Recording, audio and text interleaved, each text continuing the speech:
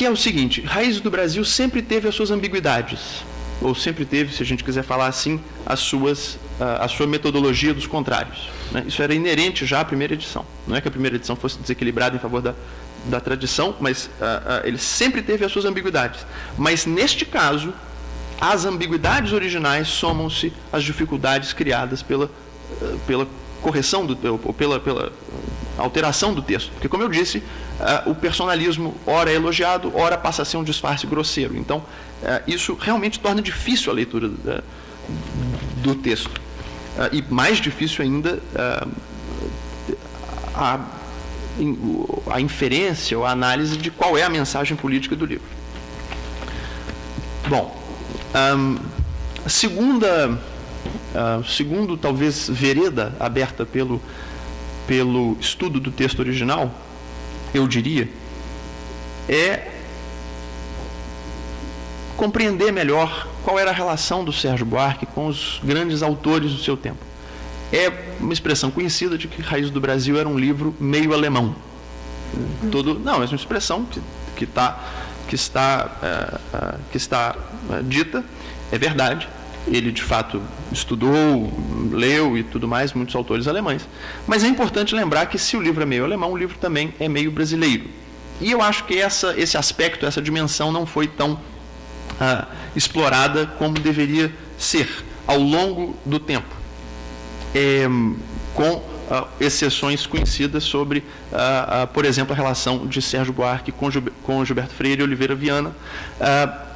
Mas é possível, talvez, levar essa relação de Raízes do Brasil com os grandes livros do seu tempo, um pouco além. Por um lado, Oliveira Viana. A relação de Sérgio Buarque com Oliveira Viana ficou, talvez, muito marcada pela divergência que o Sérgio Buarque gosta de enfatizar, sobretudo na primeira edição, mas mantém na segunda edição alguma menção crítica a Oliveira Viana. A natureza da polêmica talvez possa ser indicada na expressão que o Richard Morse propôs sobre uma análise situacional e genética, ou seja, se o novo mundo, se as formas sociais importadas da Europa são reprocessadas e se tornam coisas originais no novo mundo, ou se vêm geneticamente, não é? E se transplantam de forma intocada pela realidade do novo ambiente, pela situação local. Tá bem, obrigado. Essa diferente abordagem dos dois se reflete no que, para o Oliveira Viana, é o argumento do centrifugismo rural, e para o Sérgio Buarque é o argumento da alma comum entre Brasil e Portugal. Para o Oliveira Viana não há Portugal, não há uma herança clara ou uma herança efetiva de Portugal, tudo é reprocessado pelo meio rural. Para o Sérgio Buarque, a alma é comum, por isso aquela frase no começo do livro sobre a transplantação da cultura europeia, que significa transplantação da cultura ibérica. No entanto, há uma similaridade muito evidente entre o argumento dos dois, sobre a vocação privatista do país e sobre as dificuldades em fundar o espaço público. Eu chamaria a atenção de pelo menos 4 nexos similares na narrativa de Raízes do Brasil e de populações meridionais do Brasil. A fragmentação da população colonial por fazendas isoladas, o caráter absorvente das relações familiares desenvolvidas nessas fazendas, a formação de um tipo de sociabilidade baseada em afetos e a configuração de uma sociedade infensa à impessoalidade e carente de solidariedade nacional.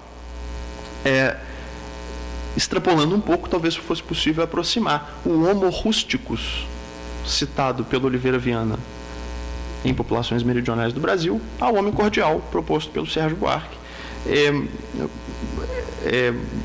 É verdade que Oliveira Viana era um analista das instituições políticas brasileiras, não é? Ele não focava tanto a cultura brasileira. Mas o fato é que ele chegou a fazer essa imagem do homo rusticus, e me parece que ela tem uma convergência digna de nota com o homem cordial. Isso sobre Oliveira Viana, assim, de novo, muito rapidamente. Gilberto Freire, o caso talvez seja ainda mais interessante. Na edição original do livro, Sérgio Buarque dizia que Casagrande Senzala era o estudo mais sério e completo sobre a formação nacional brasileira. Depois, muitas das referências a Gilberto Freire foram apagadas, inclusive, como todos sabem, um prefácio que Gilberto Freire escreveu para o livro do Sérgio Buarque. Mas é interessante recordar um certo ponto do argumento de Sérgio Buarque sobre a cordialidade, em 1936. A cordialidade é o desejo de estabelecer intimidade, né, que caracteriza a relação entre os brasileiros, o horror às distâncias.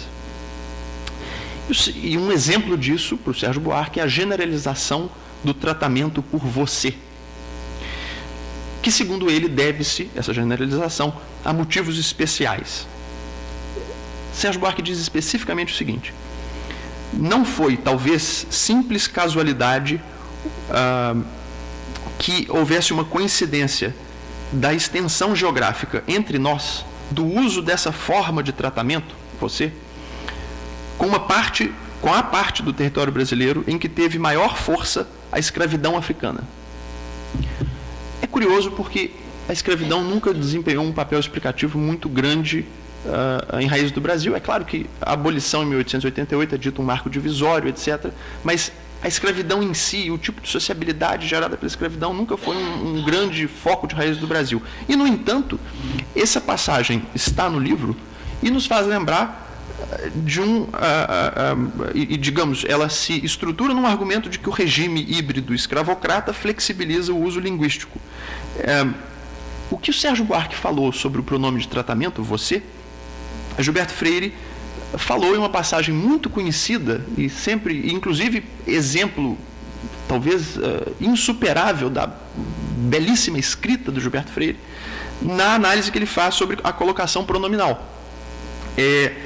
Sobre o dê-me e o me dê, que ele diz que é o modo duro imperativo do português e o modo bom e doce gerado pela interação senhor-escravo no Brasil. Essa variação do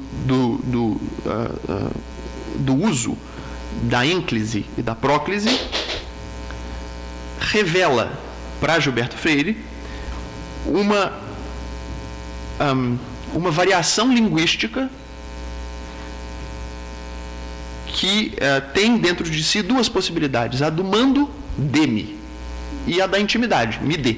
Ele diz claramente isso, e essa é uma passagem talvez central e absolutamente crucial de Casagrande Senzala, porque é nessa passagem que ele fala que a potencialidade da cultura brasileira reside na riqueza de antagonismos equilibrados. Reparem, Gilberto Freire usa o tema da próclise e da ênclise para chegar no ponto crucial do livro, que é fazer o elogio do equilíbrio de antagonismos. E é exatamente o tema de como que o regime escravocrata leva a modulação pronominal, é exatamente este argumento, como que a escravidão afeta a linguagem, que é usado por Sérgio Buarque em um exemplo diferente. É verdade que em Gilberto Freire o equilíbrio de antagonismos já vem do português, e em Sérgio Buarque a cordialidade é própria do brasileiro. Sérgio Buarque não atribui o uso do você ao português, como Gilberto Freire atribui o equilíbrio de antagonismos ao português. É mais certo ainda dizer, como uma vez me disse o nosso saudoso e querido professor Ricardo Benzaquem, que o equilíbrio de antagonismos engloba tanto a cordialidade quanto o seu oposto, a anticordialidade. O equilíbrio de antagonismos contém os dois, enquanto a cordialidade é só, digamos assim, a cordialidade. Mas isso já basta para, digamos assim, colocar ou indicar como que Sérgio Buarque estava mantendo uma relação muito complexa com Gilberto Freire, e como que o seu argumento se relaciona de forma muito íntima com o argumento de Casagrande Senzala. O fato de que a cordialidade seja definida como o desejo de estabelecer intimidade e que o equilíbrio de antagonismo seja definido pelo Gilberto Freire, inclusive com as palavras contém tanto o mando quanto a intimidade, mostra que não são idênticos. Não é que Sérgio Buarque chegou na mesma coisa, mas mostra como que são argumentos muito próximos, que têm uma afinidade, inclusive, digamos assim, na forma como Sérgio Buarque estruturou o argumento crucial do livro. Diga-se mais ainda, Sérgio Buarque depois, com a polêmica com Cassiano Ricardo e etc., Sérgio Buarque depois disse que a cordialidade continha não só a amizade quanto a inimizade. Na primeira edição ele chegava ao ponto de equiparar cordialidade e bondade. Há quem diga que isso não impedisse que a violência ou a inimizade já estivesse contida na cordialidade, tá bem, um argumento respeitável, mas é certo que se de fato, como quis Sérgio Buarque, a cordialidade envolvia tanto a amizade quanto a inimizade, a gente está ainda mais próximo de uma relação ou de uma equiparação entre cordialidade e equilíbrio de antagonismos, composto não só de intimidade, como de mando, de uma relação que não é de amizade. Então, o que eu queria sublinhar com isso é que Raízes do Brasil é também meio brasileiro, profundamente imerso no diálogo com os nossos grandes autores e com os nossos autores desconhecidos, ou esquecidos também. O professor Christian Lynch tem um grande carinho por muitos desses brasileiros, desses pensadores esquecidos do Brasil, Martins de Almeida, Virgínio Santa Rosa, muitos desses nossos interessantes pensadores, muitos deles estão presentes em Raízes do Brasil, alguns citados, alguns não, mas estão lá. Há um argumento do professor José Murilo de Carvalho, num texto muito assim, empoeirado, mas muito atual, que é o fato de que se Sérgio Buarque se embebeu de autores alemães no tempo que ele estava na Alemanha, também é verdade que depois que ele voltou em 1930, entre 30 e 35, ele esteve profundamente mergulhado na análise dos autores brasileiros do seu tempo. E eu acho que isso é um elemento que falta, talvez, a destacar no nosso pensamento. Eu insisto, é claro que há já estudos sobre Sérgio Buarque e sua relação com Gilberto Freire e com Oliveira Viana, mas eu creio que, indo ao texto original, a potencialidade desse argumento sobre a relação dos três é ainda mais realizada. O último ponto dos três que eu prometi é uma consideração acerca do significado de Raízes do Brasil em seu tempo,